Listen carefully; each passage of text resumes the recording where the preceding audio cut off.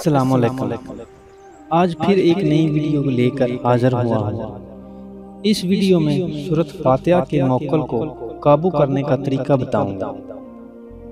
मैं अपने भाइयों और बहनों से गुजारिश करता हूँ कि वीडियो को पूरे गौर से सुने, शुरू से लेकर आखिर तक, ताकि बाद में सवाल की गुंजाइश ना रहे।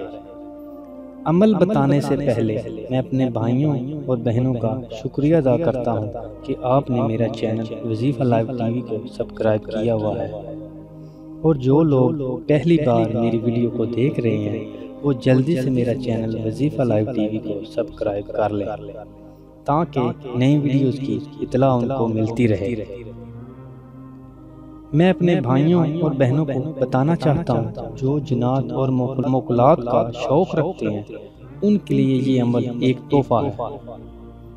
इस अमल को अगर अमल कर लेता है तो उसे पूरी जिंदगी किसी और अमल की ज़रूरत नहीं रहती।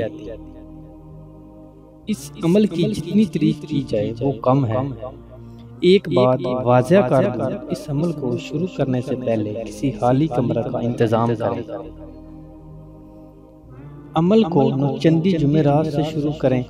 वक़्त की कोई पाबंदी नहीं, लेकिन बेहतर वक़्त ये है कि बाद नमाज इशा 11 बार अव्वल वाला दुरूद शरीफ के साथ 3125 मरतबा सूरत फातिहा को 40 दिन तक पढ़ें। 40 दिन में 1.25 लाख की तादाद पूरी करनी है। मैं अपने भाइयों और बहनों को एक बात ज़रूर बताना चाहता हूँ, इस अमल में बहुत खौफनाक चीज़ें नज़र आएंगी, लेकिन अमल का कुछ नहीं बिगाड़ सकेंगे। इस अमल में जुमाली और जलाली परहेज़ की ज़रूरत नहीं। और कुछ लोग पूछते हैं कि असार करना है कि नहीं। भाइयों और बहनों, हर जिन्नात के अमल में असार लाजमी है, इसलिए इस अमल में भी असार करना लाजमी है।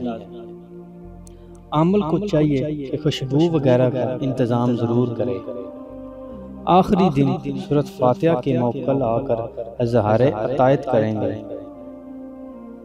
अमल अपनी बातचीत के बाद इन मौक्कलों से दोबारा बुलाने का तरीका मालूम कर लें, और अमल को कब्जा में रखने के लिए रोज़ाना हर नमाज के बाद सूरत फातिहा को 100 मरतबा लाजमी पढ़ता रहे।